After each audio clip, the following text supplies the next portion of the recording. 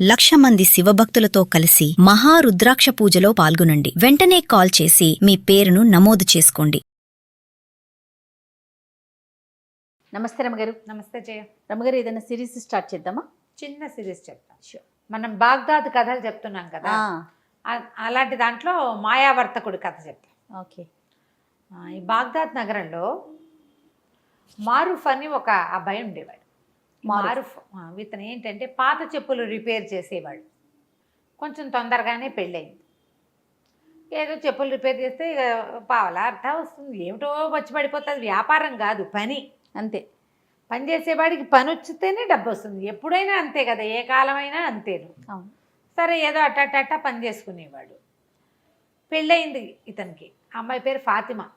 గంప గయ్యాళి, మామూలుది కాదు. డబ్బులు తెచ్చినా తిట్టేది, తేకపోయినా తిట్టేది. ఇంతే తెచ్చామని తిట్టేది, తేకపోతే అసలు రాలేదని తిట్టేది. కొంతమంది ఉంటారు, ఇప్పుడు కూడా ఉన్నారు. అవునవును. అయితే ఇతనికి ఏంటంటే కొంచెం పరువుగా బతకాలన్న కోరిక ఈ మారూఫ్కి. తెచ్చుకున్న పావలో అర్థో మన తిండికి చాలు, గొడవ పడకూడదు, తగాదా పడకూడదు, వీళ్ళు కొట్టుకుంటున్నారు అని చుట్టుపక్కల వాళ్ళు చెప్పుకోకూడదు. కానీ అలాంటి ఆశ ఏనాడు నెరవేరనిచ్చేది కాదు వాళ్ళ ఆవిడ, ఒప్పుకునేదే కాదు. సరే, ఒకనాడు ఏమైంది, ఏదో పని చేసుకోవడానికి బయటకు వెళ్తుంటే రొట్టెలు అమ్ముతారు ఆ ఊళ్ళో, బన్నులు లాంటివి అనమాట. నువ్వు ఏం తెస్తావో ఏం తేవో నాకు తెలీదు, సాయంత్రం వచ్చేటప్పుడు బాగా తేనె పోయించి తీపి రొట్టె పట్టుకురా అని చెప్పింది. బన్నులో తేనె పోసిస్తారు. సరే అని వెళ్ళాడు. వాడి కర్మం ఏమిటో, పొద్దున్నుంచి సాయంత్రం వరకు రూపాయి 10 పావలా కూడా రాలేదు, రూపాయి అనకూడదు, 10 పైసలు కూడా రాలేదు.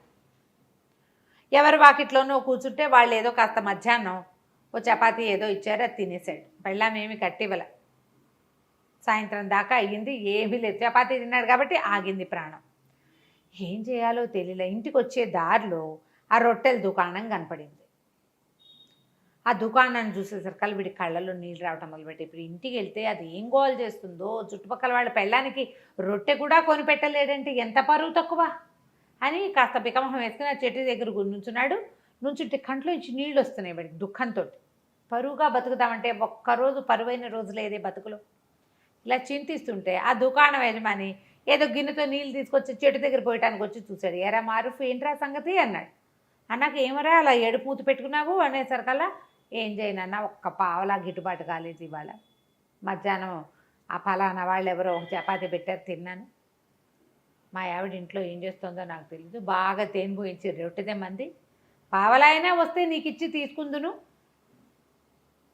10 పైసలు కూడా రాలేదన్నా ఈ పూట. ఇంటికి వెళ్ళాక అది ఏం గోల్ చేస్తుందోనండి భయంతో ఇక్కడే నుంచున్నాను. అనేసరికల్లా అన్నాడు, ఇవాళ కాకపోతే రేపు ఇద్దుగాని లేరా అన్నాడు దుకాణం యజమాని. దాదా రొట్టెలు ఉన్నాయి లేరా, నేను ఇస్తాగా నీకో రొట్టె అని లోపల తీసుకుపోయి ఇతనికి తీయటానికి ఏదో ఇంత నలకంత పెట్టి ఇంత రొట్టె తీశాడు బన్ను. అయితే ఏమైంది, తేనె అయిపోయింది దుకాణంలో. తేనె అయిపోయింది. మేము పంచదార పాకం వేస్తున్నాను రా, మా దుకాణాలు అందరూ తినేస్తారు, ఎవరు ఏమనరు, మీ ఆవిడ కూడా పాకం పోసిస్తానని పల్చటి పంచదార పాకాన్ని ఆ రొట్టె నిండా పోసి ఆ పంచదార రొట్టె పుచ్చుకుని మారూఫ్ ఇంటికి వచ్చాడు. ఫాతిమా వాకిట్లో రెడీగా ఉంది. ఏం చేసుకొచ్చావు అని అడిచింది. తెచ్చానే రొట్టె అన్నాడు. ఆ రొట్టె తీసుకుంది ఆవిడ స్పీడ్గా. మొగుడు పొద్దు నుంచి తిరిగి వచ్చాడు, వీడికి అన్నం సున్నం మంచినీళ్ళు కాళ్ళు కదుకోవడం ఏమీ లేవు.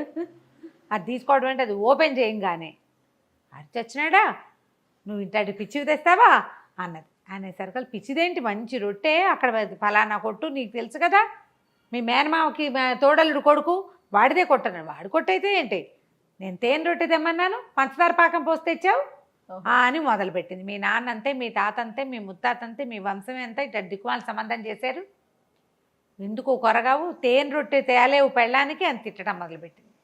అక్కడి నుంచి కాదు, వీళ్ళు ఇంట్లో చుట్టుపక్కల వాళ్ళంతా చేరారు. ఏమిటి అన్నారు. అనేసి అన్నాక ఒకళ్ళిద్దరు అన్నారు, ఏమొచ్చిందే మాయరోగం, రెండు ఒకటే కదా, ఏం పెద్ద తేడా ఉంటుంది, ఆ తేనె అయితే ఏమిటి, పంచదార పాకం అయితే ఏంటంటే నాకు అక్కర్లేదని రొట్టె ముక్కలు చేసి అక్కడ పడేసింది అంతది. ఇక ఇంకా గొడవ ఆడుతూనే ఉంది. వాళ్ళ మామూలుగా గొడవలు మొదలయ్యేసరికి మనమే ఏం చేస్తాం, అమాసనాడు అట్టేటేవా, పున్ననాడు పాపేసావా అని అడుగుతూ ఉంటాం. ఎక్కడికో వెళ్తాం. మన పెళ్ళైన రోజున, మన పెళ్ళప్పుడు మీ అమ్మ, మీ నాన్న, మీ చెల్లి, మీ అక్క, నువ్వు ఇలాగే తెగ తిట్టిపోసింది. తిట్టిపోసేసి మొగుడిని ఒక మొట్టికాయ కొట్టింది. బతిమలాడాడు, బాగుంటుంది రొట్టె తినవే తినవే అంటే ఏం చేస్తాడు వీడు, పొద్దున ఎప్పుడో తిన్న చపాతి ఆవిడ వండుకు తినేసింది, సాయంకాలం స్వీట్ కోసం ఇది దెమ్మంది. ఓహో. ఇక అక్కడ కూర్చొని మెల్లిగా రొట్టె ముక్కలు 4 నోట వేసుకున్నాడు. అయిపోయి అక్కడి నుంచి తెగ తిట్టిందా. మొగుడు మళ్ళీ ఇంకో మొట్టికాయ కొట్టడానికి వచ్చింది. అతను ఒక తోపు తోసాడు. తోపు తోసేసరికి ఇంకేముంది మొగుడు నన్ను చంపేస్తున్నాడని కేకలు పెట్టింది. పెట్టేసరికి చుట్టుపక్కల వాళ్ళంతా మళ్ళీ చేరారు. ఆ అమ్మాయిని కేకలేశారు, వీడిని ఏం కొట్లాటాలు రా, ఇంత కొట్లాడుకుంటే ఎట్లా, ఈ పట్టు విడుపు లేదు మీకు అని కేకలేశారు. ఈ అమ్మాయి ఏం చేసింది, నేను సొంటి పట్టేసుకుంటా, ఆ పట్టేసుకుంటా, ఈ పట్టేసుకుంటా అని చెప్పింది. అసలు దానికి దెబ్బలే తగల్లా, తోసాడు అంతే. అదే 2 మొట్టికాయలు కొట్టింది. 2 మొట్టికాయలు చెప్పాం కదా. అక్కడి నుంచి ఏమైంది, తెల్లారేసరికల్లా పెళ్ళాం ఇంట్లో కనపడలేదు. ఏం చేస్తుందో అనుకున్నాడు. కొంచెం ఆవాడు ఆ పని ఈ పని చేసుకుని సామాన్లన్నీ సరి చేసుకుని మళ్ళీ చెప్పులు రిపేర్కి వెళ్ళాలి కదా. ఆ రిపేర్ సామాన్ల బ్యాగ్ సవరించుకుని వీడు బయటికి వెళ్ళిపోతుంటే 2 సైనికులు వచ్చారు. ఈ సైనికులు అన్నారు, పదా కాజీ గారు నిన్ను పిలుస్తున్నారు, మీ ఆవిడ నీ మీద రిపోర్టు తెచ్చిందన్నారు. వీళ్ళిద్దరూ ప్రభుత్వాధికారులు, ప్రభుత్వపు సైనికులు. వీళ్ళు మోసపోయారు అక్కడికి. కాజీ గారి దగ్గరికి వెళ్ళేసరికల్లా వాడు, ఎరా పాపిష్టివాడా, దేవుడిచ్చిన పెళ్ళాన్ని జాగ్రత్తగా చూసుకోవడం రాదు, దీన్ని చేయి విరకొట్టి పళ్ళరాలు కొడతావా అన్నాడు. వీడు నిర్ఘాంతపోయాడు. నేను చేయి విరకొట్టడం ఏమిటండి, నేనేమీ చేయలేదు అమ్మాయిని, నేను అసలు కొట్టలేదు, అదే నన్ను కొట్టింది, నేను తోసాను అంతే, వెనక్కి గోడకి జారబడింది, నేను ఒక్క దెబ్బ కూడా కొట్టలేదండి అని నిన్న జరిగిన కథ అంతా చెప్పాడు. ఆ అమ్మాయి చేతికి ఒక కట్టు కట్టుకుని ఇట్లా పెట్టుకుని, మూతికి ఇక్కడ ఏదో ఎర్రగా ఉంది, రక్తం నేతురు వచ్చేలాగా కొట్టాడు, వీడు అంతు తేల్చమని కాజీ దగ్గరికి వచ్చింది. అక్కడి నుంచి ఆయన 4-5 ప్రశ్నలు వేశాడు. వీడన్నాడు, ఫలానా రోడ్డు మీద ఫలానా కొట్టువాడు ఉంటాడు, మా వాకిలు ఎదురుగుండానే ఉంటాడు, కావాలంటే వాడిని కేకేయమంటే వాడు ఆధారనే పోతున్నాడు. సైనికులు బయటకు చూసరికి ఏమండి మీరు చెప్పిన వాడు వస్తున్నాడండి అనేసరికి సుల్తానో వాడి ఏదో పేరు ఆ వాడిని పిలిచారు లోపలికి. పిలిస్తే వీళ్ళేం కొట్టుకోలేదండి, తేనెరెట్టు కోసం గోల్ చేసింది ఈ అమ్మాయి, అదే వీడిని కొట్టింది అనేసరికల్లా అక్కడి నుంచి కేకలేసాడు అమ్మాయిని కాజీ. ఏమిటమ్మా, పెళ్ళిని నిలబెట్టుకోవాలి, ఇట్లా చేయకూడదు, నీకు మొగుడు సరిగ్గా సంపాదించట్లేదని కోపం ఉందనుకో, దానికి ఇదే మార్గం, ఇట కాదు, కొట్లాడుకోకండి, పొండి అని పంపించేసాడు. ఆ అమ్మాయి కాస్త వెళ్ళిపోయింది ఫాతిమా. ఈ మారూఫ్ బయటికి వెళ్ళంగానే ఆ సైనికులు ఇద్దరు ఇతని వెనకాల, నీకు బందోబస్తుకు వచ్చాం కదా, మాకేమైనా ఇవ్వమంటారు. పోలీస్ స్టేషన్లలో జరిగే కథ అప్పుడు ఉండేది పాపం. మరి నీకోసం మా సర్వీస్ ఇచ్చాం కదా అనేసరికల్లా ఇంకేం చేస్తారు. వీడు ఏమైంది అటు ఇటు చూశాడు. అతను పొద్దున పూట వచ్చేటప్పుడు ఏవో సామాన్లు అవి పట్టుకొచ్చుకున్నాడు కదా, ఆ సామాన్లలో ఒక పావలా బెళ్ళదు. ఆ పావలా చేతిలో పెట్టాడు. అన్నాడు, నన్ను వదిలేయండి, నా దగ్గర ఇంకేమీ లేదన్నాడు. తన ఇంటి వైపుకి నడిచి వెళ్ళాడు. ఈ లోపల ఎవరో చెప్పులు రిపేర్ అనేసరికల్లా అటువైపు వెళ్ళేసరికి మళ్ళీ 2 సైనికులు వచ్చారు. ఇంకో కాజీ గారి దగ్గరికి వెళ్ళింది ఈ అమ్మాయి. ఇంకో కాజీ దగ్గరికి వెళ్ళేసరికల్లా మళ్ళీ ఒక కాజీ గారి దగ్గర ఆయన పత్రం ఇచ్చాడండి అన్నా కూడా సైనికులు ఒప్పుకోవాలి. అట్లా కాదు, నువ్వు కాజీ గారి దగ్గరికి వచ్చి చెప్పు. ఈ అమ్మాయి తూర్పు వైపు కాజీ దగ్గరికి ముందు వెళ్ళింది, పడమటి వైపు కాజీ దగ్గరికి మధ్య. వీడిని ఎలాగైనా జైల్లో పెట్టాలి, మొగుడిని తన్నించాలి. కొంతమంది అలా ఉంటారు, తనకేం ఉపయోగపట్టలేదు కాబట్టి వాడిని చావగొట్టాలి, వాడి బుద్ధి రావాలి, వాడిని జైల్లో పడేయాలి. అప్పుడు కానీ వాడికి వాళ్ళ వాడిని కన్నా అమ్మా నాన్నకి బుద్ధి రాదు, పిచ్చి ధోరణి ఉంటుంది. అవునవును. అక్కడికి వెళ్ళేసరికల్లా ఆ కాజీ గారు అన్నాడు, అదేమిటి ఏం జరిగిందంటే, అయ్యా ఇట్లా కాదండి, ఏమీ జరగలేదు, మా అమ్మాయి ఆవిడ జూటా ఇల్జాములు తీసుకొస్తుంది అంతే, ఇది అబద్ధము. పొద్దుటి కాజీ గారు ఇచ్చిన కాగితం ఇదిగోండని కాగితం చూపించాడు. ఆ కాగితం చూసేసరికల్లా ఆ అమ్మాయి కేకలేశాడు ఆయన. ఆ అమ్మాయి అక్కడి నుంచి కూడా వెళ్ళిపోయి. ఈ సైనికులు మళ్ళీ 2 సైనికులు ఉన్నారు కదా, మాకేదైనా ఇవ్వమన్నారు. ఏమి ఇస్తాడు, తన దగ్గర చెప్పులు పని చేసే సామాన్లు తప్పిస్తే ఏమీ లేవు. సరే, అక్కడ ఏదో ఇనుప సామాన్లు కొట్టుంటే ఈ చెప్పులు బాగు చేసే 2 వస్తువులు అక్కడ అమ్మేసి తాకట్టు పెడితే ఏం రాదు. అవి వచ్చిన పావలా చెరుకో పావలా ఇచ్చాడు. చిచ్చి అనుకున్నాడు, నా బతుకు దిక్కుమాలిన బతుకు, ఇక నేను ఇంటికి వెళ్ళాం అని చెప్పేసి అలా నడుచుకుంటూ వెళ్ళిపోయాడు. నడవగా ఎక్కడో నీరసం వచ్చాక ఓ చోట కూలబడ్డాడు. అక్కడ ఒక పురాతన పాడుబడిపోయిన ఇల్లు ఒకటి. ఆ ఇంటి దగ్గర కూర్చున్నాడు. అక్కడి నుంచి వాడికి తన జీవితం ఆలోచించుకుంటుంటే ఎంత దుఃఖం వచ్చిందో. నన్ను పొద్దున్న సైనికులు తీసుకెళ్లారు, చుట్టుపక్కల అందరూ చూసారా, ఏం పరువు ఉంది నాకు. కాజీ ఇంట్లోకి వెళ్తా, ఆ కాజీ ఇంటి చుట్టుపక్కల వాళ్ళంతా చూసారా, అక్కడ కూడా నేను కాజీగా ఇల్లు పుచ్చుకు తిరుగుతానంటే ఏదో వ్యాజ్యానికి వచ్చాననే కదా చెప్పుకుంటారు. 2 చోట్ల పరుగు పోయింది తెల్లవారి పొద్దున్నే. పోనీ అక్కడి నుంచి యువతలకు వచ్చి ఎక్కడో పని చేసుకుంటుంటే మళ్ళీ అక్కడికి 2 సైనికులు వచ్చారు. మళ్ళీ ఈసారి తూర్పు కాజీ అయ్యాక పడమటి కాజీ దగ్గరికి వెళ్ళా. పని చేసుకునే చోట పరువు పోయింది, కాజీ గారింటి దగ్గర పరువు పోయింది. పరువుగా బతకడానికి అవకాశం ఇవ్వట్లేదే ప్రభువు మనకి, అలా అవకాశం ఇవ్వట్లేదని పెద్ద పెట్టున ఏడవటం మొదలుపెట్టాడు. ఏడుస్తుండే సరకాల ఒక భారీ కాయంతో ఉన్న ఒకడు వచ్చాడు. ఎవరినైనా ఎందుకునైనా ఏడుస్తున్నావు అంటే నేనేం చెప్పను, నువ్వెవరు అన్నాడు. నేను ఎప్పుడో 300 ఏళ్ల క్రితం చచ్చిపోయా. ఈ ఇల్లు నాది. అప్పుడు 300 ఏళ్ల క్రితం ఆ ఇంటి మీద ఆశ చావక నేను ఇక్కడే బతుకుతున్నా. ఇల్లు పాడుపడిపోయింది క్రమంగా. నేను ఇక్కడే ఉంటా. ఎవరు ఇక్కడికి వచ్చి ఏడ్చినవాడు, అడిగినవాడు, పెట్టినవాడు లేడు. అంటే నీకు ఈ చెప్పుకుని ఏం ఇది ఉపయోగం, ఆరుస్తావా తీరుస్తావంటే ఆర్చగలను, తీర్చగలను, నీకేం కావాలో చెప్పు అంటే ఎక్కడికైనా సరే నేను హాయిగా బతకడానికి ఒక ప్రదేశం కావాలి, నాకు పరువుగా బతకాలి, నేను ఎక్కడికైనా తీసుకెళ్ళి అంటే నగరంలో దింపుతానన్నాడు. బాగ్దాద్ నగరం వద్దు, బాగ్దాద్ నగరంలో తూర్పున నా పరువు పోయింది, పడమట్న నా పరువు పోయింది, నేను బతకలేను అంటే ఆయన ఏమన్నాడు, సరే నా వీపు మీద కూర్చో, నేను తీసుకెళ్తానని చెప్పేసి తీసుకెళ్ళిపోయాడు. ఎక్కడికో తీసుకెళ్ళి ఒక ఊళ్ళో వదిలిపెట్టాడు. తెల్లవారేసరికి అక్కడ ప్రత్యక్షం అయిపోయాడు. రాత్రి ఎక్కాడు, తెల్లారేసరికి ప్రత్యక్షం అయిపోయాడు. ఆ భూతం కాస్త వెళ్ళిపోయింది అవతలకి. వీడు ఆ నగరంలో చూస్తే వాళ్ళు ఎవ్వరూ మనలాంటి బట్టల వాళ్ళు కాదు, మనలాంటి వ్యవహారం కాదు, అదేదో వేరే ప్లేస్. సరే వీడు నడవటం మొదలుపెట్టాడు. వారా వీరా అందరూ అడుగుతున్నారు, ఏ ఊరు, నువ్వేం వ్యాపారం చేస్తావు, నీకేమొచ్చు, నీకేం చేస్తావు, అది ఇది, మీదే ఊరు అంటే ఇతను ఏం చెప్పాడు, బాగ్దాద్ అని చెప్పాడు. బాగ్దాద్ నుంచి ఎప్పుడు బయలుదేరావు అని అడిగారు. అడిగితే నిన్న రాత్రే అన్నాడు. అనగానే పక్క నవ్వారు. ఏమిటి బాగ్దాద్ ఇక్కడికి ఎంత దూరమో తెలుసా, బళ్ళ మీద వచ్చినా 1 ఏడాది పడుతుంది. ఇక్కడి నుంచి వ్యాపారానికి వెళ్ళే వాళ్ళు ఉంటారు, సంవత్సరం పడుతుంది అక్కడికి వెళ్ళటానికి. రాత్రికి రాత్రే ఎలా వస్తావు, మతిగాని పోయిందా నీకు, పిచ్చివాడని అందరు నవ్వుతున్నారు. అయితే ఆ సమయంలో ఒక ఆయన అక్కడికి వచ్చాడు, ఒక వ్యాపారస్తుడు.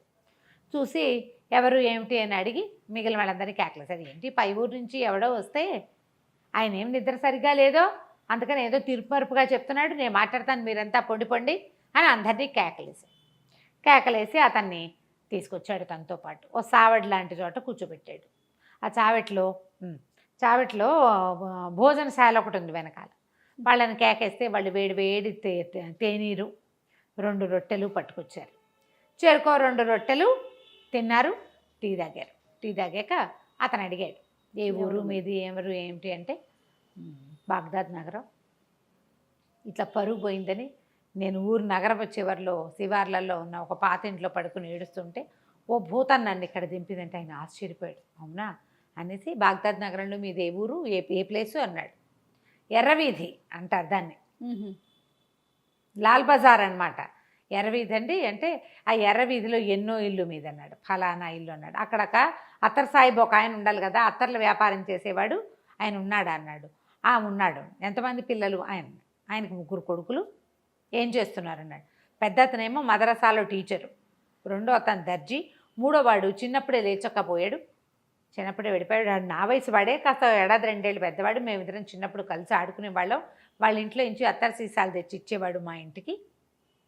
మా ఇంట్లో వాడిచ్చిన అత్తర సీసా ఇంకా నా దగ్గర ఉంది. వాడు చాలా మంచివాడు, నా చిన్నప్పటి స్నేహితుడు. అంటే వాడు బాగా నడిచాడు ఆ వ్యాపారస్తుడు. నేనేరా నాయన ఆలీ వాడి పేరు, నేనే ఆలీని. నేను చాలా కష్టాలు పడ్డాను. మా చిన్నప్పుడు వాళ్ళ నాన్న కొడితే ఇంట్లో నుంచి లేచక్కపోయాడు. ఆ లేచక్కపోయిన వాడు అలా తిరుగుతూ ఈ నగరానికి చేరి ఇక్కడ ఉండిపోయాను, ఇక్కడ స్థిరపడ్డాను, వ్యాపారం చేసుకుంటున్నాను, నువ్వు ఒక పంచి. ఇక్కడ ఏంటంటే ఇదంతా వ్యాపారస్తుల కోడళ్ళు ఇవి, ఇక్కడంతా వ్యాపారస్తుల పేరు గొప్పే నడుస్తుంది. నేను నీకు ఒక కంచరగాడిదని ఇస్తా, డబ్బులు ఇస్తా, వ్యాపారస్తుడు అన్న సినిమా ఇవ్వాలి వీళ్ళకి. నువ్వు ఎవరేది అడిగినా సరే మా దగ్గర ఉన్నాయి, బిడార్లో వస్తుందని చెప్పు, దానం చేయి ప్రతి వాళ్ళకి, సరేనా అన్నాడు.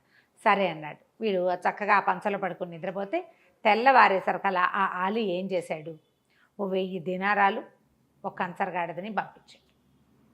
ఇతను ఏం చేశాడు, డబ్బులతోటి చక్కగా అక్కడ బజార్లో బట్టలు కొనుక్కుని చక్కటి బట్టలు వేసుకుని, కుర్రాడు కదా ఇతను, బాగున్నాడు, స్ట్రాంగ్గా ఉన్నాడు. అక్కడి నుంచి 1000 దినారాల సంచులు వేసుకుని కంచరగాడి దెక్కి వ్యాపారస్తుల కూడళ్లలోకి వచ్చాడు. చక్కగా దగదగామానంగా మంచి బట్టలు వేసుకుని ఉన్నవాడిని చూసేసరికల్లా ఎవరు అక్కడ ఏంటంటే ఇలా కొత్తగా పై ఊళ్ళ నుంచి వచ్చిన వాళ్ళ వేషం తెలిసిపోతుంది, మొహము భాష కూడా. మీ దగ్గర ఏమున్నాయి వస్తువులు అని, వస్తువులు కొనుక్కోవడం కోసం అనమాట.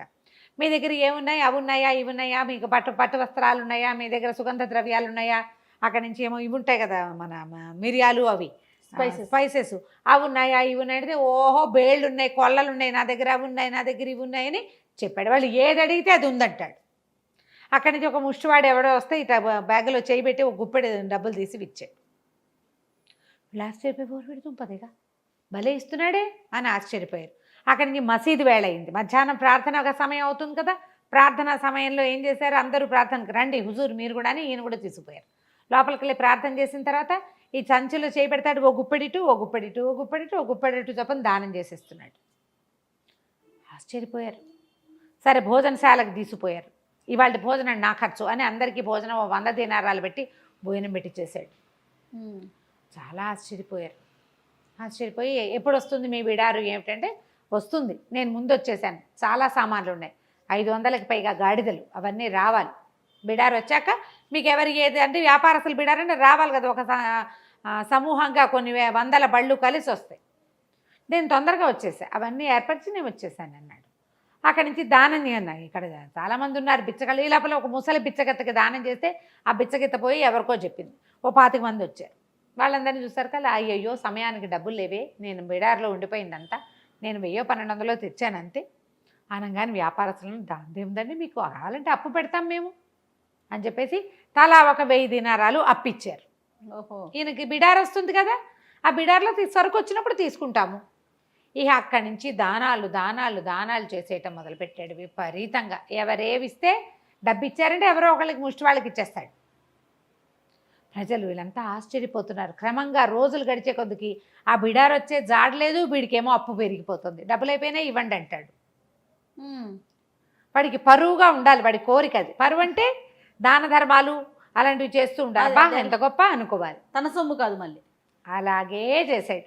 చేయగా చేయగా చేయగా చేయగా చేయగా రోజులు గడిచేసరికి వ్యాపారస్తులకు భయం పట్టుకుంది. 60,000 దినారాలు అప్పు పడ్డాడు వాడు.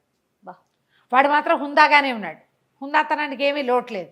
అది వచ్చాక ఇస్తాను అంటాడు. అయితే అందరూ అలీకి చెప్పారు, నువ్వు నీ పరిచయస్తుడని చెప్పావు, నీ పరిచయస్తుడన్నావు, మరి ఇతనేమో ఇట్లా అప్పులు పెట్టేసేసాడు అనేసరికల్ అతను పరిగెత్తుకుంటూ వచ్చాడు. అలీ, ఊరి నీ దానాలు మండ, నీ గొప్ప పాడుగాను ఇట్లా చేసావేమిట్రా నాయనా, ఈ అప్పంతా ఎట్లా తీరుస్తావు, ఇంత అప్పు ఎట్లా కుదురుతుంది, ఇది చాలా పొరపాటు, ఏదో ఒకటి చేసి తప్పించుకో ఇక్కడి నుంచి. ఇప్పుడు అలీ చెప్పలేడు, ఎందుకంటే ఇతను చాలా గొప్పవాడని, తను చాలా అద్భుతమైన వ్యక్తి అని మొదట్లో వాళ్ళందరికీ చెప్పాడు ఇతను. అతని భరోసా మీద వీళ్ళు అప్పిచ్చారు. ఇప్పుడు భరోసా పోయింది, వీడి గొప్పతనం అవుతుందో లేదో తెలీదు. దాంతో చాలా భయం పట్టుకుంది వీడికి. అలీకి చెప్తే సరే ఇతనేమన్నాడు, ఏం పర్వాలేదు, ఏదైతే అదవుతుందో చూసుకుందామన్నాడు. ఏం చేశాడో చూద్దాం మనం మళ్ళీ. ఓకే, కానీ వాడి ధైర్యానికి చూడండి. కొంతమంది ఉంటారు కదా రమ్మగారు, అసలు ఆలోచించారు. అదే మరి. రైట్, నెక్స్ట్ ఎపిసోడ్ చూద్దాం మరి. అలాగే, నమస్తే అండి. నమస్తే జయ. నమస్తే రమ్మగారు. నమస్తే జయ. రమ్మగారు, మనం మాయావర్తకుడు ఈ సిరీస్ చెప్పుకుంటున్నాం కదా, నెక్స్ట్ భాగంలోకి వెళ్దామా? 2వ భాగం. మారూఫ్ బోళ్ళని అప్పులు చేసేసుకున్నాడు, 60,000 దినారాలు అప్పుపడ్డాడు. ఈ 60,000 దినారాలు అప్పుపడినటువంటి ఈ మాయావర్తకుడు సంగతి ఆ ప్రాంతపు నవాబు గారికి తెలిసింది. ఆయన ఆశ్చర్యపోయాడు, అంత డబ్బు ఉందా, అంత పెద్ద బిడారుందా, వాడిని నమ్మి ఇచ్చారంటే ఉండే ఉంటుంది అని. ఆయనకి ఏంటంటే ఈ సుల్తాన్కి కొంచెం పిసినారు వాడు. ఆయన డబ్బు ఖర్చు పెట్టడం పెద్దగా ఇష్టం ఉండదు. కూతురికి పెళ్లి చేయలే ఆయన, ఎవరికైనా ఏమైనా ఇచ్చి పెళ్లి చేయకుండా ఎవరి దగ్గర నుంచి ఏమైనా పుచ్చుకుని చేద్దామంటూ అనుకుంటున్నాడు. ఓహో, అలాంటి ధోరణి ఉన్నవాడు. అయితే ఆయన తన వజీర్ని అడిగాడు, వాడెవడో అంత బ్రహ్మాండ నాయకుడు ఒకడు ఊళ్ళోకి వస్తే వాడిని మనకు పరిచయం చేయొద్దు, వాడి దగ్గర చాలా సంపద ఉంటే మన పిల్లని ఇచ్చి పెళ్లి చేద్దాం అన్నాడు. అనగానే వజీర్ నిర్ఘాంతపోయాడు. అదేమిటి, అప్పు పెడుతున్న వాడికి, అప్పులు పుట్టించుకుంటున్న వాడికి ఇచ్చే పెళ్లి చేస్తారు పిల్లని, చూద్దాం అనుకున్నాడు. అన్నీ వాకప్ చేశాడు. మరి పిల్ల పెళ్లి సంబంధం అంటే వాకప్ చేసుకోవద్దు. వాకప్ చేసిన తర్వాత ఏమన్నాడు, వాడి బిడారు దరిదాపుల్లో లేదు, వాడిని గుర్తుపట్టిన వాడు ఆ అలీ అన్నవాడు. మొదట వీళ్ళ నాన్న ఫలానాది, వీళ్ళు చాలా గొప్పవాళ్ళు అని చెప్పాడు. వాడికి కూడా వీడు బాకీ పడ్డాడు. ఆ అలీకి కూడా బాకీ పడ్డాడు. ఊళ్ళో వర్తకులందరూ ఎలాగో వీడి దగ్గర నుంచి సరుకుల్లో సామాన్లో తీసుకోవచ్చు అన్న ఉద్దేశంతో అప్పులు పెట్టారు. 60,000 దినారాల అప్పు ఉంది. అంత అప్పుల్లో ఉన్నవాడికి పిల్లనెట్టా ఇస్తామండి? అట్ట పనికిరాదన్నాడు. ఎట్లా ఇస్తాం? అవును కదా. అనగానే రాజు కొళ్ళు వండిపోయింది ఆ సుల్తాన్కి. ఊరి దుర్మార్గుడా, ఇదివరకు ఎప్పుడో మా పిల్లని అడిగావు నువ్వు పెళ్ళికి, వజీర్కి ఏమి ఇస్తామని నేను వద్దన్నాను, నువ్వు ఊరుకుని ఇంకో పెళ్లి చేసుకున్నావు. కానీ అది మనసులో పెట్టుకుని మా అమ్మాయికి గొప్ప వర్తకుణ్ణి ఇచ్చి పెళ్లి చేసే అవకాశాన్ని నువ్వు చెడగొడుతున్నావు, వెళ్ళిపోవు నా కళ్ళ ముందు నుంచి అన్నాడు. అనగానే వజీర్ నాలుగు ఖర్చుకుని మీ ఇష్టం అండి, మాట్లాడి పెట్టమంటే మాట్లాడతా. సరే అక్కడి నుంచి వజీర్ ఇంకేం చేస్తాడు, వజీర్ ఉద్యోగం ఊడిపోయేలాగా ఉంది. అంతేగా. వీడిపోయి మారూఫ్ దగ్గరికి వెళ్ళాడు. వజీర్ వెళ్ళి రండి రాజుగారి మన సుల్తాన్ని కలుద్దురు కానీ అని చెప్పేసి సుల్తాన్ దగ్గరికి కల్పించాడు. కల్పించిన తర్వాత సుల్తాన్ గారికి ఒక అమ్మాయి ఉంది, మరి కొంచెం అటు ఇటుగా మీకు దగ్గర వయసు అమ్మాయి, వివాహం చేసుకుంటారా అన్నాడు. అమ్మ అంటే ఆవిడకో 25 ఏళ్ళు పైన ఉన్నాయి, ఎప్పుడో చేయాలి పెళ్ళి, ఈయన డబ్బున్న పెళ్లి కొడుకు కోసం చూస్తున్నాడు. ఇతను అన్నాడు పెళ్ళి ఎక్కడ చేసుకుంటానండి, నేను పెళ్ళికి వెళ్ళి ఇప్పుడు చేసుకోలేను, నా బిడారు వచ్చాకే ఏమైనాను, పెళ్ళంటే మాట్లాడండి, ఎంత దానం ధర్మం చేసుకోవాలి, జీవితకాలం ఉండవలసింది, మంచి కొడుకులు పుట్టద్దు నాకు, పుట్టాలంటే ఏం చేయాలి, దాన ధర్మాలు చేయాలి, పెళ్లికి సహాయం చేసిన వాళ్ళందరికీ బట్టలు పెట్టాలి, పాతలు పెట్టాలి, బోడను చూడాలి, తిళ్ళు తిప్పలు, ఇల్లు వాకిళ్ళు ఎన్ని ఏర్పరచాలి, మళ్ళీ నేను పెళ్లి కూతురికి నేను పెట్టుకోవాల్సిన కట్నం ఎలాగో ఉంది, వజ్రాలు వైఢూర్యాలు నా దగ్గర మరకత మణులు ఉన్నాయి, అవన్నీ పెట్టుకోవద్దు, ఏమీ లేకుండా ఎట్లా చేస్తే నాకు అసలు పుట్టేటప్పు ఉంది, బిడారు వచ్చాకండి అన్నాడు. రాజుగారికి ఏమనిపించింది, ఈ మాటలన్నీ వినేసరికి ఎక్కిపోయారు వీళ్ళు, అయ్య బాబోయ్ వీడి దగ్గర చాలా ఉందని. వజీర్కి వీడు ఏదో ఒక నాటకం ఆడుతున్నాడేమో అని అనుమానం వచ్చింది, అనుమానంగా ఉంది. రాజుకు అనుమానం రాల. వాడు పద్మరాగాలు, మరకతాలు, పచ్చలు, వైఢూర్యాలు, కెంపులు అంటున్నాడు. అంటే అవన్నీ పేర్లు మామూలు వాళ్ళకి ఎలా తెలుస్తాయి, వాటితో ఆడుకునే వాడికి అర్థమవుతాయి. ఇంత బిడారు వచ్చాక ఊళ్ళో వ్యాపారస్తులు ఎవరైనా ఎగరేసిపోతారేమో వీడిని, ఆ మరకతాలు పచ్చలు అన్నీ మనకే కదా. ఆయన ఎట్లా ఆలోచించాడంటే రేపు నాటికి వీడు వేరే దేశస్థుడు, మా దేశం మేము పోతామంటే మన పిల్ల మన దగ్గరే ఉంటుంది, దానికి ఇచ్చిన పచ్చలు మరకతాలు మాణిక్యాలు మన దగ్గరే ఉంటాయి, అంతే, వాడు లేచకపోయినా పర్వాలేదు.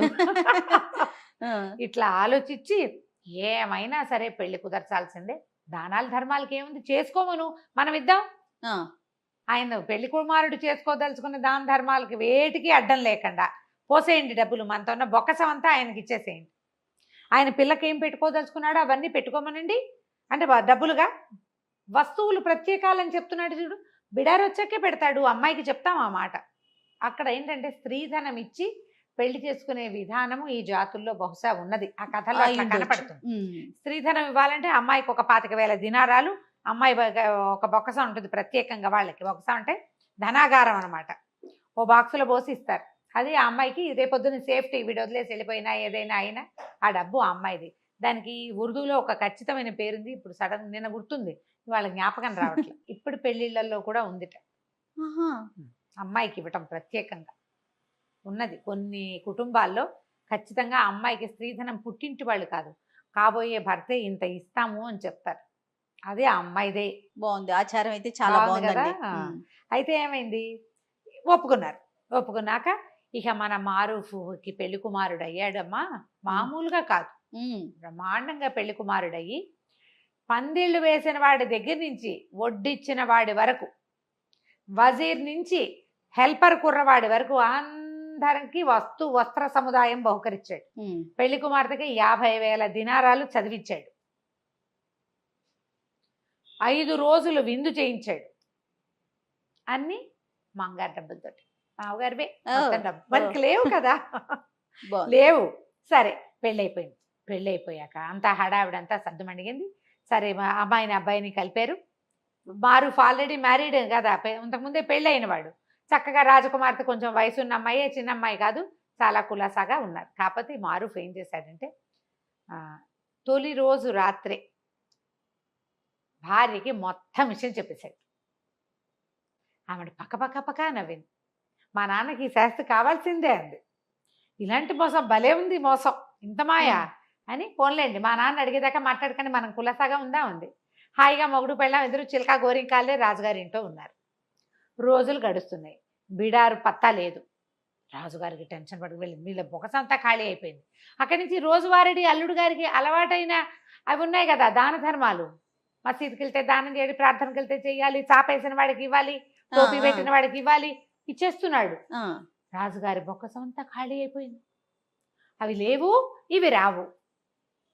ఇక వజీర్ని పీడించడం మొదలుపెట్టాడు. వజీర్ కాస్త, మహాప్రభు మీరు అడక్కండి, వీడు దొంగ గ్యారెంటీగా.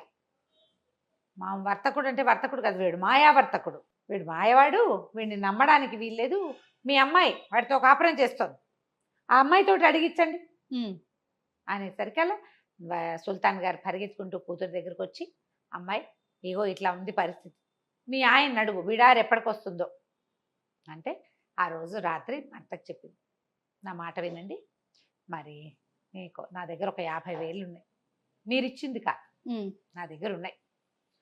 ఆ అమ్మాయి జమ చేసుకుంది, వాళ్ళు వీళ్ళు ఇచ్చిన డబ్బులు, ఏదైనా తండ్రి ఏదైనా బర్త్డేలకు ఇచ్చింది, ఆ అమ్మాయి ఖర్చులకు ఇచ్చినవి అవన్నీ పక్కకేసి పెట్టుకుని, మీరు ఇచ్చిన బాక్స్ బాళంగా బాక్స్ అట్లాగే ఉంది, అది ముట్టుకోరట, ఖర్చు కూడా పెట్టట్లేదు, దాన్ని ఇస్తాను, ఇవి పుచ్చుకుని వెళ్ళిపోండి, ఎక్కడో చోట బతకండి, వస్తాడని చెప్తా మా నాన్నకి. కొద్ది రోజుల వరకు నువ్వు వస్తావు, బిడార్ కోసం వెళ్ళాడు వస్తాడు అంటే ఓ 4 రోజులు ఆగుతాడు కదా, ఆ నెలలో నువ్వు నీ దేశం చేరిపోతావు, ఏదో ఒక దేశం చేరిపోయి ఏదైనా చిన్న వర్తకం చేసుకుని బతకండి అని చెప్పేసి సరే ఇతను 50,000 దినారాలు పుచ్చుకుని ఏం చేస్తాడు, అయ్యో ఇంత చక్కటి భార్య, ఇంతకుముందు రాకాసి మొహంది అది, ఇంతకుముందు ఉన్న భార్య ఏమిటి 3 కాజీల దగ్గరికి తిప్పింది కదా, వాళ్ళంత డబ్బులు, పైగా తనే దెబ్బలు కొట్టుకుని వీడే కొట్టాడు అంటుంది, దుర్మార్గురాలు. దాన్ని వదిలేసి వచ్చినా బాధ లేదు, ఈ అమ్మాయి ఇంత చక్కటి మనిషిని వదిలిపెట్టాల్సి వస్తుందని చాలా చింతపడ్డాడు. కానీ ఇంకేం చేస్తాడు, 50,000 దినారాలు పుచ్చుకుని ఓ గుర్రాన్ని దేనో సంపాదించి పారిపోయాడు. మర్నాడు పొద్దున మధ్యాహ్నానికో భోజనాలు అయిన తర్వాత సుల్తాన్ వచ్చి కూతుర్ని అడిగాడు, ఏమిడమ్మా మీ ఆయన ఏమిటి సమాధానం చెప్పాడంటే, ఏమో నాన్న రాత్రి ఏదో ఉత్తరం వచ్చింది ఆయనకి, ఉత్తరం వస్తే సరే ఇగో బిడారు దారిలో ఉందిట, అక్కడ ఏదో ప్రాబ్లం అయిందిట, బిడారు దొంగలు దోచుకున్నారని రమ్మని కబురు వచ్చింది, మా ఆయన పరిగెత్తుకుంటూ వెళ్ళాడు, మరి అదేదో చూసుకుని వస్తాడు, మీరు కంగారు పడకండి అంది.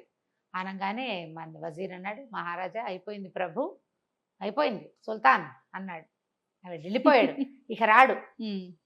మీ కూతురే అబద్ధం చెప్తుందో మీ కూతురికి వాడే అబద్ధం చెప్పాడో నాకు తెలియదు. గ్రహించాడు, ఆయన గ్రహించాడు, సుల్తాన్ గారు గ్రహించట్లా, ఈయనకు డబ్బు తాపత్రయం కదా, వస్తాడేమో కూతురిని నమ్మాడు ఆయన. 25 ఏళ్ల కూతురు, అదేమన్నా చిన్నపిల్ల, అమ్మాయికి అన్నీ తెలుసు కదా. సరే కొద్ది రోజులు ఆగుదాం అనుకున్నారు, చూద్దాం తర్వాత వాడి కోసం వెతుకుదాం, ఈ లోపల ఖాళీ అయిపోయిన బొక్కస నింపే పని చేసుకోవాలి పాపం వాళ్ళు. ఈ మారూఫ్ ఏం చేశాడు, గుర్రం వేసుకుని వెళ్ళాడా, వెళ్ళగా ఒక 2-3 రాత్రులు గడిచినాయి. 4వ నాటి సాయంకాలం ఒక బీడుగా ఉన్న ఒక పంట పొలాల మధ్యలోకి చేరాడు. ఈయన మంచి బట్టలు, మరి నవాబు గారు అల్లుడుగా ఉన్నాడా, చక్కటి గుర్రం చూసి ఆ రైతు మంచినీళ్ళు ఇచ్చాడు.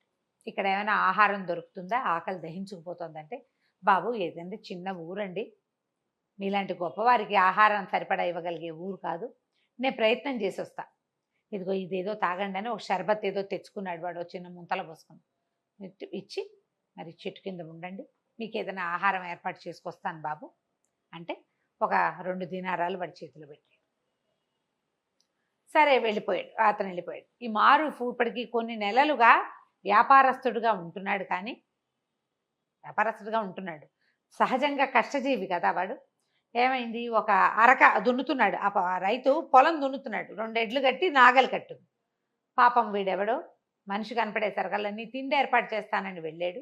వాడు వచ్చే లోపల 2 పర్రాలు దున్నితే కనీసం వాడు కాస్త సంతోషిస్తాడని ఇతను ఏం చేశాడు, ఆ జాట్లోకి పోనిచ్చాడు, ఎద్దుని దున్నడానికి 2 ఎడ్లని హే హే అన్నాడు కానీ దానికి ఇట్లా జాలుగా ఉంది. మామూలుగా ఎలా ఉంటుంది, అరక ఒక రౌండ్లో దున్నుతారు కదా, దానికి ఒక గీత కనపడుతూ ఉంటుంది. ఇతనికి అలవాట్లేక హే హే అనేసరికల్లా అవి ఇట్లా పోకుండా ఇట్లా పోయినాయి పక్కకి.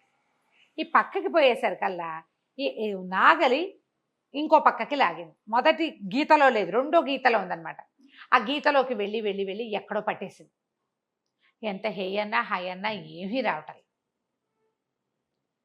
ఇతను కొంచెం గట్టిగా అదిరిచ్చి తను కూడా అరకపుచ్చుకొని లాగడానికి ట్రై చేశాడు. కింద ఏదో పట్టుకుపోయినట్టు అర్థమైంది. సరే ఏం చేశాడు, అరకని వదిలిచ్చి ఆ పక్కన ఏదో పలుగు గుణప ఉంటే అది తవ్వాడు.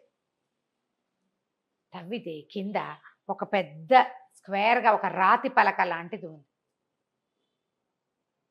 ఏదో ఉంది దీని కింద అనిపించింది. ఇక దాని గుణపం పెట్టి ఒక్కో చుక్క ఒక్కో ముక్క చొప్పున అంగుళం చొప్పున దాన్ని పక్కకు తోయటానికి ప్రయత్నం చేశాడు. ప్రయత్నం చేస్తే కొంతమేర గ్యాప్ వెళ్ళేసరికల్లా లోపల ఒక తొట్టెలాగా కనపడుతోంది. ఏదో ఉంది. ఆ తొట్టె లోపలికి ఈ గుణపాన్ని పోనిచ్చి దాన్ని పలకని తోసాడు. అవుతుంది తోస్తే లోపలికి మెట్లుంది. ఇది ఒక నిమిషంలో జరిగిన పని కాదు, ఒక గంట టైం తీసుకుంటుంది కదా. అతను భోజనం వండించడానికి వెళ్ళాడు. మొత్తం పొలాలని నిరాబాగా ఖాళీగా ఉన్నాయి, ఏమీ లేదు. ఆ మెట్లు కనపడేసరికల్లా ఇతను ఏం చేశాడు, ఆ గుణపాన్ని బయటికి తీసేసి ఆ మెట్ల కొంచెం ఇంతే తోసాడు. మొత్తం తొయిలేపోయాడు. కొంతమేర తోస్తే మెట్లు కనపడ్డాడు. అందులోకి దిగిళ్ళాడు. దిగిళ్తే కుప్పలు తెప్పలుగా బంగారం ఉంది లోపల. ఓ ఇక మణులు మాణిక్యాలు ఎంత బంగారం ఉందో, కోట్ల కొద్దీ డబ్బు. ఆశ్చర్యపోయాడు. ఎంత అదృష్టం అదే కదా. సరే ఏం చేశాడు, పైకి వచ్చేసి ఆ పల్లని యథాతథంగా మళ్ళీ మెల్లిగా ఎంత తోసాడు, తను పట్టడానికి కింద మేర తోసాడు. ఒక మూరం బాతిగా తోసాడు. మళ్ళీ తోసేసి మట్టి యథాప్రకారం లాగేశాడు. చెట్టు కింద కూర్చున్నాడు. పోయి ఒక 2 గంటలు గంటన్నర గడిచాక ఆ రైతు బకరైతు ఇది చేసుకుంటాడు, సేద్యం చేసుకుంటున్నవాడు చక్కగా 4 ముంతలు చెంబులు అన్ని ఒక పెద్ద సంచులు పెట్టి పట్టుకొచ్చాడు. బాబు నేనే మా ఇంట్లో వండించానండి, మీరు 2 కాసులు ఇచ్చారు, మరి మా ఆవిడతోటి వండించాను, ఇంట్లో చేసిన వంటే తినండి అన్నాడు. అన్నాక మారుఫ్ కూర్చొని తను తింటూ ఈ అబ్బాయికి కూడా పెట్టాడు. నువ్వు కూడా తినబోయి అన్నాడు. అన్నాక ఈ పొలాలు ఏమిటి ఇదంతా అంటే, ఇది ఏం జరిగింది, పాత రోజుల్లో ఎవరో రాజులు ఇక్కడ తవ్వి దాచిపెట్టుకున్నారు నిధి. ఈ తవ్వి దాచిపెట్టుకున్న తర్వాత ఈ అలాంటి ప్రాంతాల్లో ఏంటంటే ఇసుక తుఫాన్లు అవి వచ్చేసి ఇదంతా మూసుకుపోయింది. ఆ రాజులు పోయారో ఏమయ్యారో, ఎన్నో తరాల నాటివి అవి. ఆ తర్వాత మట్టి కప్పడిపోయింది. మెల్లిగా సైద్యంలోకి దిగారు. ఆ పర్టికులర్ హుక్కు ఈ రైతుకి ఏనాడు తగల్ల. అది మామూలుగా బంజరుగా ఉంది. ఈ మధ్య అతను తవ్వుకోవటం మొదలుపెట్టాడు. ఏమన్నాడు, బాబు ఇక్కడేం పెద్దగా పంటలు పాడు ఏం పండవండి, ఇట్లాగే ఎడారిగా ఉంటుంది. సరే ఏదో ఒకటి చేద్దామని నేను ప్రయత్నం మొదలుపెట్టాను, ఇప్పుడేనండి తవ్వు చేస్తున్నాం అంటే ఈయన ఏమన్నాడు, అరే అబ్బాయి నీకు 50,000 దినారాలు ఇస్తా, ఇది మొత్తం నాకు అమ్మేసి అంటే. ఆశ్చర్యపోయాడు. 50,000 లెక్క పెట్టుకోవడం లేదే ఇదిపోయాడు రైతు. బాబు అంత గొప్ప పని చేస్తారండి, చేస్తా, నేను ఇక్కడే ఉంటా, నాకు ఒక షెడ్ వేయటానికి సహాయం చేయను, ఒక గుడారం వేసుకోవడానికి సహాయం చేయి, ఈ నేల కావాలి నాకు, నా బిడారు రాబోతోంది అని చెప్పాడు. రైతు చాలా సంతోషించాడు. ఈయన ఇచ్చిన 50,000 దినారాలు తీసుకెళ్ళు ఈయనకు ఒక పెద్ద చక్కగా పడుకుని హాయిగా కూర్చోవడానికి అన్నిటికీ విశాలంగా ఉండేలాగా కుటీరం లాంటిది ఏర్పాటు చేశాడు. అక్కడే ఉండిపోయాడు మారూఫ్ కొద్ది రోజుల పాటు, నెలన్నాడు. ఈ లోపల కావలసినప్పుడల్లా ఈ మట్టి తోసేసి అందులోకి వెళ్ళి తీసుకొని డబ్బులు తెచ్చుకుని పెట్టుకుని ఆ దారిన వచ్చిన కంచరగాడిదలన్నీ కొనుక్కున్నాడు. ప్లాను కంచరగాడిదలు కొన్నాడు. చిన్న చిన్న బిడార్లు వస్తాయి, మీ బిడారు నేను కొంటాను, ఎంత కమ్ముతావు అని మాట్లాడి డబ్బిచ్చి కొనేసుకున్నాడు. బిడార్లతోటి జనరల్గా పని వాళ్ళు వస్తారు. తనే సామాన్లు ఒక్కొక్కటి అన్నీ ఏర్పరచుకుని కనీసం ఒక 1000 కంచరగాడిదలు కొన్నాడు. అన్నీ కొన్నాక ఒక రోజంతా పనిచేసి ఈ కిందున్న మొత్తం వజ్రాలు బంగారం అన్నిటిని మూటలు కట్టించి ఆ గాడిదల మీద వేసుకుని ఆ మొత్తం బిడారిని నవాబు గారి దగ్గరికి తన భార్య దగ్గరికి తరలించుకుపోయాడు. నెల దాటిపోయింది. నెల దాటంగానే ఇక సుల్తాన్ ఇంక నేను ఆగలేనని కూతురిని చెడదిట్టాడు, వజీర్ని తిట్టాడు. ఏమైనా సరే వాడి మీద ఒక కాగితం పుట్టించి అన్ని దేశాలకి పంపించాలి, ఇలాంటి వాడు వస్తే వీడు బొమ్మకిచ్చండి, ఇలాంటి వాడు వస్తే వీడిని పట్టుకోమని. ఇంతలో ఏమైంది, ఏదో పెద్ద బిడార్ లాంటిది వస్తోంది. 1000 గాడిదలు ఒకేసారి వస్తే ఎలా ఉంటుంది, పెద్ద వాటర్ పెట్టుకుంటూ దుమ్ముగా. కంచర్ గాడిదలు అంటే ఉట్టి గాడిదలు అంటే కొంచెం పెద్దగా ఉంటాయి, గుర్రాలకి దగ్గరలో ఉంటాయి. అక్కడి నుంచి సైనికులు పరిగెత్తుకొచ్చారు. అల్లుడు గారి బిడార్ వస్తుందండి.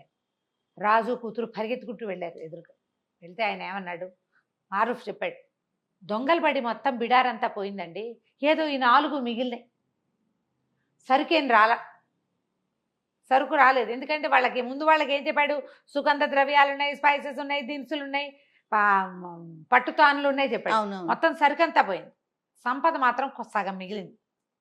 సగం కూడా కాదు, సంపదలో కొంత మాత్రం మిగిలింది, ఇవే తీసుకొచ్చాను అని చెప్పాడు. రాజు నిర్ఘాంతపోయాడు.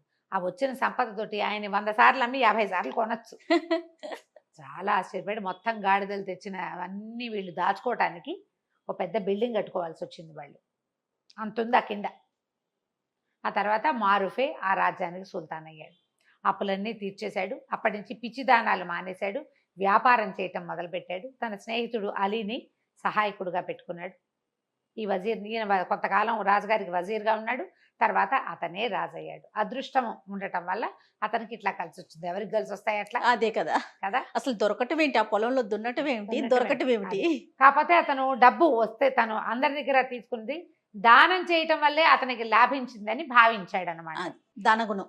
కథ కంచికి మనం ఇంటికి.